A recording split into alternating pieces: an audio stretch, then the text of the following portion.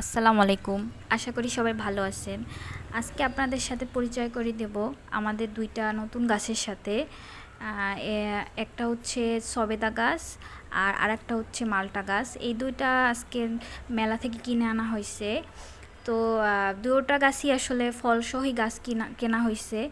আ কলম করা গাছ আসলে ফলসহ কেনাটাই ভালো। তাহলে বোঝা যায় যে গাছে আসলে ফল হবে কিনা। তাই আসলে ফলসহ গাছ কেনা হইছে। এর আগেও অনেকগুলো গাছ আনা হয়েছে কিন্তু তার আসলে ভিডিও করা হয় নাই। আর এখন তো একটু বর্ষার সিজন, তাই ফল গাছ লাগালে আসলে তাড়াতাড়ি ফলন দিবে, এজন্যই ফল গাছ লাগানো হয়েছে।